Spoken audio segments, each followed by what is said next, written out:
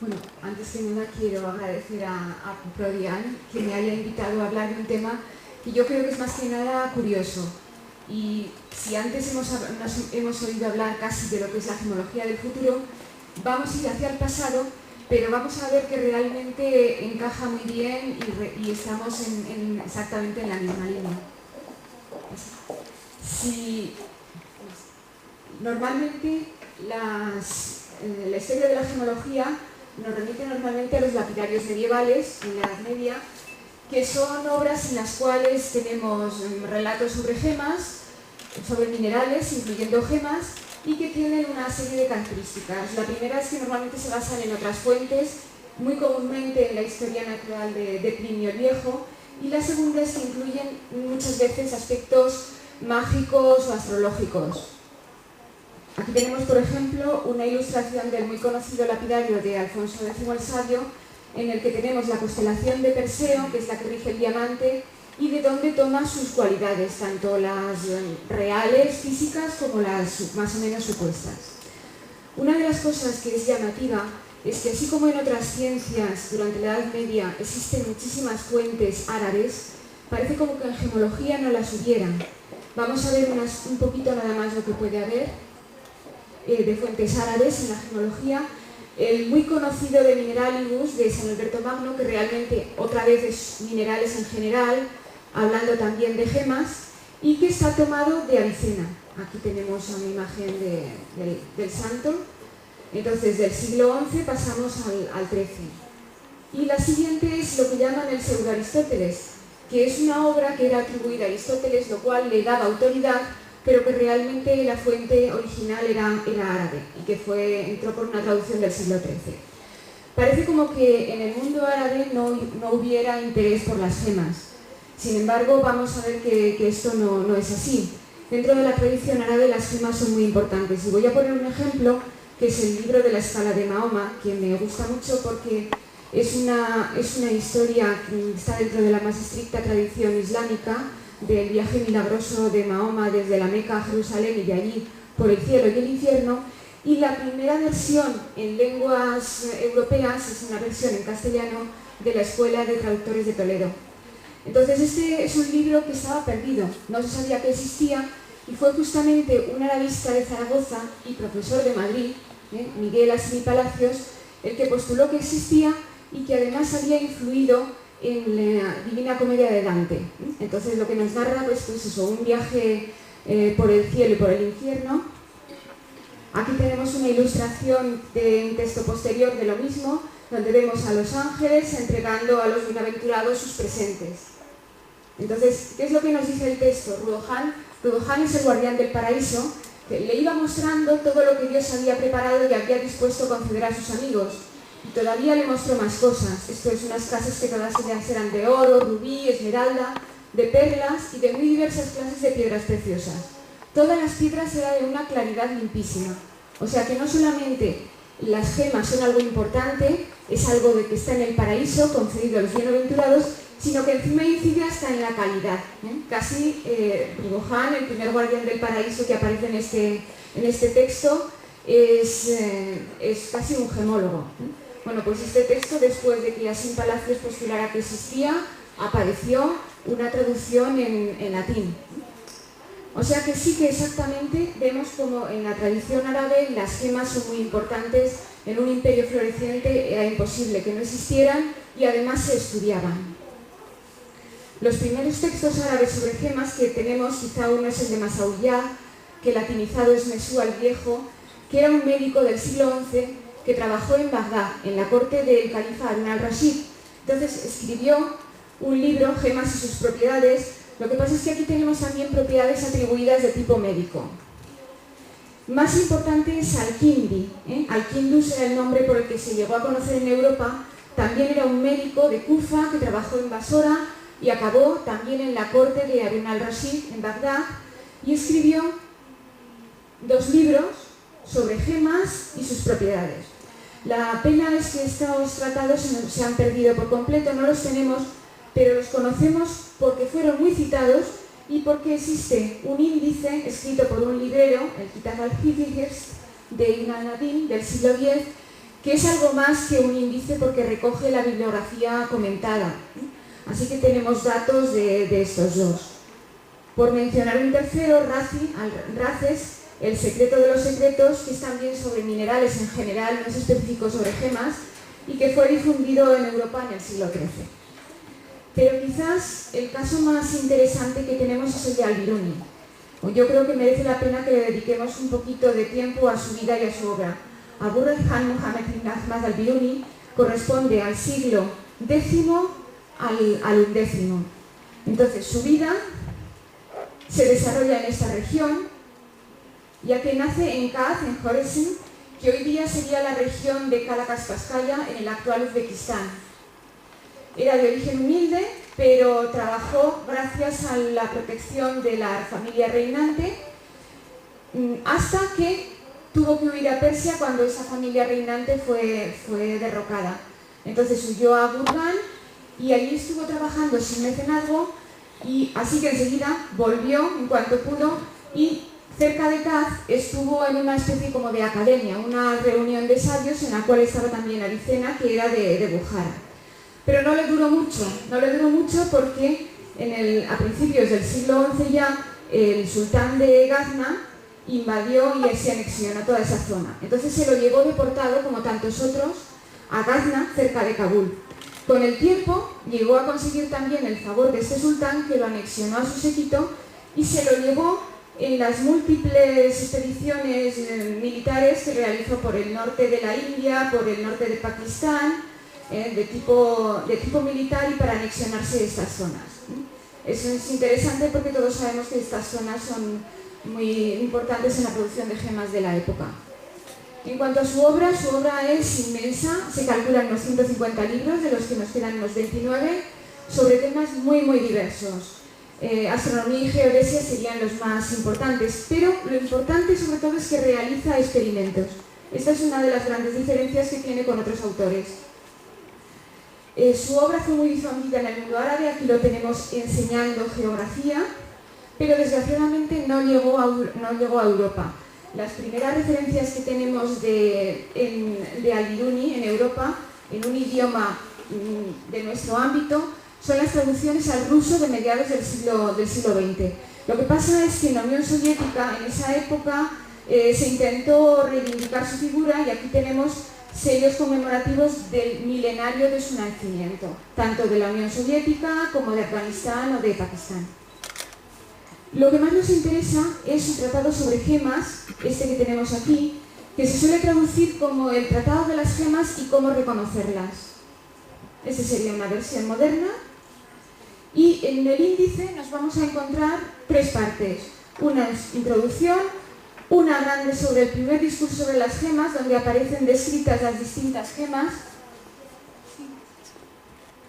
más o menos en orden de importancia. Aquí tenemos en el rubí pues una descripción de lo que incluye, y finalmente un segundo discurso sobre minerales, metales. Y aquí se incluyen pues una descripción con propiedades físicas, aspecto, formas, variedades, calidades, procedencias, modo de extracción, en fin, muy completa. Pero son dos cosas las que hay que destacar en ese tratado. Primero, ya lo que tenemos en el título. La orientación es sobre cómo reconocer las gemas, es decir, que va directo al problema fundamental de la gemología, que es la identificación. Y la segunda es el carácter tan científico, tan moderno, que nos encontramos en el tratamiento que hace de todo esto. Por ejemplo, en el caso del origen, el texto que hace referencia al origen de los diamantes es este. La mina de diamantes está situada en una isla donde hay cursos de agua, cuya arena es recogida y lavada del mismo modo que los lodos del oro. La arena es decantada y las partículas de diamantes se depositan en el fondo. Es estrictamente correcto y se ve que lo ha visto o se lo han contado de una fuente muy original. Porque utiliza y cita muchas otras fuentes, pero las analiza de manera crítica, no acepta la autoridad sin más. Por ejemplo, sobre el diamante, lo que circulaba por esa zona también en Europa, de hecho incluso Marco Polo nos trae estas leyendas, nos dice: circulan entre la gente muchos cuentos absurdos sobre el diamante y sus minas. La leyenda de que los diamantes estaban en una cueva no accesible al hombre, lanzaban carne fresca a la que se adherían los diamantes, y los buitres y halcones sacaban de la cueva la carne con los diamantes adheridos. Aquí tenemos un grabado alemán del siglo XV donde nos representa este texto o una leyenda parecida. Hay muy variadas y lo que nos dice al final: no hay límites para estos cuentos fantásticos. De manera que analiza las fuentes y las contrasta unas con otras. Pero quizá aún más interesante es el tratamiento que hace de las propiedades. Estamos acostumbrados a ver que las describen, pero Al-Biruni también mide concretamente la densidad. La densidad es la primera propiedad de las gemas que se puede medir y durante mucho tiempo casi fue la única. Diseña el aparato para medirlas. Este es un aparato en el que lo que hacía era meter la gema y medir la cantidad de agua que desalojaba. Estaba lleno de agua, medía el agua que desalojaba. Este aparato fue diseñado por él, construido por él y después utilizado por otros físicos para medir la densidad de diversos materiales. Y los resultados que obtiene a partir de un patrón que establece con el corindón, que es el yakut de Dietrich-Smith-Thal, son estos de aquí: rubí, zafiro, espinela, entre comillas, ahora continuaremos con ese tema, la esmeralda, lapislázuli, corpulalina, cristal de roca. Son como unas 18 las que mide, y estos serían los valores actuales. Vemos que son bastante ajustados, pero es crítico hasta con sus propias medidas. Por ejemplo, del azabache nos dice: su peso, el que determina, es 28, pero tengo poca confianza en él porque tiene burbujas grandes en volumen y de poco peso. De manera que lo más característico es el espíritu científico que anima toda su obra. Siguiendo con la espinela, el problema de la espinela y el corindón no queda resuelto en Europa hasta el siglo XVIII, cuando se identifica la espinela como una gema distinta.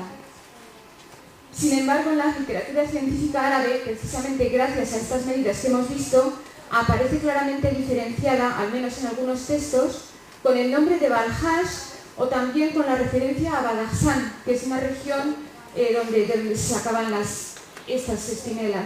Esta es la región de Badakhshan. Este es el término que da lugar luego en Europa al rubí balas, y vemos que realmente esto está muy cerca de toda la zona por la que vivió y trabajó Al-Biruni. Eso no quiere decir que no apreciaran la espinela. Este es el rubí Timur, que es una espinela probablemente de esta zona y que ahora está en la corona británica, pero que era una gema regia porque era propiedad precisamente de Tamerlán. Otra de las aplicaciones que tiene esta medida es que permite, la densidad que hace Al-Biruni, es que permite identificar el corindón como una especie mineral en la cual está el rubí, que en término árabe es yakut, y el zafiro, que es realmente el yakut azul. O sea que en la lengua árabe ya están los dos asociados como pertenecientes a la misma especie. Otros autores posteriores mantienen esta separación entre rubí y la espinela. Por ejemplo, Yaqut al-Rumi, que es un geógrafo que realiza una especie de macroenciclopedia geográfica que eran muy utilizadas para expediciones comerciales y militares, que menciona las minas de Badakhshan y menciona el Balhash. Y una de las cosas que menciona es que hay piedras que brillan en la oscuridad. Es posible que se esté refiriendo a la fluorescencia. Tenemos que pensar que en la oscuridad, sin luces artificiales, pues la espinela y el rubí pueden presentar una especie como de fulgor. Esta es la zona de la mina de las espinelas, que está también en Tayikistán, y esto es Uzbekistán, de donde era originario Al-Biruni. Otro autor que también merece la pena destacar es Al-Tifashi. Nació en Túnez, pero viajó por Egipto, Siria, Irak, Persia, Armenia y acabó otra vez en Bagdad. Su libro, el que nos interesa, que se puede traducir como Florilegio de las gemas, es muy distinto del de Al-Biruni, ya que es no una obra de experimentación, sino una recopilación de datos de sabios, viajeros y comerciantes con una descripción de unas 25 gemas. La descripción es muy completa y prácticamente se ajusta a lo que hoy haríamos en una descripción: color, aspecto, categoría, precio. Concretamente para el zafiro describe 7 colores, el mejor es un azul profundo que parece que se está refiriendo al azul de Cachemira, y en el rubí, donde también describe varios colores, hay uno que es el arjuani, que es el como una brasa, en el que hace referencia, que parece ser también a ese fulgor rojo que se ve en la oscuridad y que parece que se puede identificar con la fluorescencia. Pero quizá lo más interesante es que este autor describe perfectamente el tratamiento térmico de los rubíes de Ceilán. Aquí nos dice que los rubíes son tratados por el fuego, se machacan, se hace una masa con agua, se envuelve la gema, se rodea, se cubre con leña, se prende y se hacen desaparecer los tonos negros del rubí. La cantidad de leña y fuego depende de la intensidad y eso es algo que la gente sabe por experiencia. El tratamiento dura 1 hora, hasta 20 días y se retira. Esto sería la versión que se hace ahora y esto sería pues la diferencia en color que se puede presentar. Es curioso porque él no lo hace, él no viaja a Ceilán, simplemente describe lo que él ha oído porque en aquella época ya estaba perfectamente establecido este tratamiento térmico. De hecho, este autor es del siglo XIII, pero ya no solo Al-Biruni lo describe, sino que lo describe como referencia que le da al-Kindi, el otro autor que hemos visto que era del siglo IX. Lo que pasa es que ya para esta época, para el siglo XIII, en ese entorno cultural, el tratamiento térmico de los rubíes de Ceilán estaba perfectamente establecido y era algo viable y verosímil como para incluirlo en un tratado de este tipo. Nos sugiere esto pues algunas consideraciones que vamos a hacer a modo de elucubraciones casi sobre por qué. ¿Por qué esa amplia difusión de los conocimientos sobre gemas? ¿Por qué esa profundidad? ¿Por qué las descripciones tan certeras que no aparecen en Occidente hasta varios siglos después? Y la otra pregunta es, ¿qué ha quedado de aquello y por qué no nos enteramos? ¿Por qué no llegaron a Europa estos conocimientos?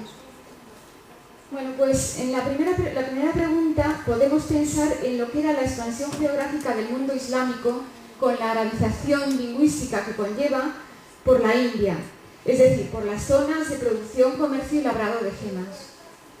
Esto sería la expansión de aquel sultán que se llevó al Biruni en el siglo XI, y esto sería ya los tiempos de Al-Kifashi, donde la expansión había progresado, va progresando hasta recoger todo el norte de la India y extenderse hacia el sur. Entonces, eso lleva a que se conozcan los yacimientos y los procedimientos de extracción de primera mano o de fuentes muy próximas. Como también lleva al conocimiento de las propiedades y formas cristalográficas. Un ejemplo lo tenemos en la morfología del diamante que nos da Al-Biruni. Dice, su aspecto es cónico, cuadrilateral, del tipo de triángulos compuestos y tiene caras una al lado de la otra. Yo creo que queda claro que él había visto cosas de este estilo. Nos queda la segunda pregunta. ¿Por qué esto? ¿Qué es lo que queda de esto en Europa y por qué no nos llegó más? Bueno, pues la influencia se queda reducida a algunos términos. El rubí balas, que hemos visto antes, que procede de Badakhshan o Balhash y que se utiliza durante mucho tiempo. El término azur, o en español incluso el azul sería el término de nobiliario, que procede del aswar, del lapislázuli, y finalmente también en nuestro idioma el azabache es el único en el que no procede de la palabra gágates, que procede del árabe sabash. Poco más que estos términos nos han quedado. Entonces, ¿el por qué? Pues para el por qué, la única idea que se nos puede plantear es el tipo de conocimiento que tenía Al-Biruni y que era demasiado experimental para la época. Podemos hacer referencia a un episodio de su vida en el que aparece, este es un fotograma de una película de aquella época de la Unión Soviética en la que les gustaba tanto reivindicar esta vida, donde aparece la disputa entre Al-Biruni y Avicena. Avicena era entonces un joven de 17 años que ya le plantaba cara al maestro de 40 que tenía Al-Biruni, y en esa disputa se planteaban también como dos bandos. Avicena era la posición aristotélica, mientras que Al-Biruni era muchísimo más experimental y muchísimo más dado a poner en tela de juicio, contrastar con la experiencia los datos de los maestros. Entonces, en aquella época, justamente, en Europa entró toda la obra de Avicena, se difundió un cierto aristotelismo y quizás es la razón por la cual la obra de Al-Biruni, mucho más fundada en la experiencia, no nos llegó. Yo creo que lo que nos queda de esto es la conclusión de que realmente, si queremos algo en términos de conocimiento de gemas, tenemos que recurrir a la ciencia y a la experimentalidad desde los tiempos de Al-Biruni hasta lo que nos acaba de mostrar el profesor Calderón. Muchas gracias.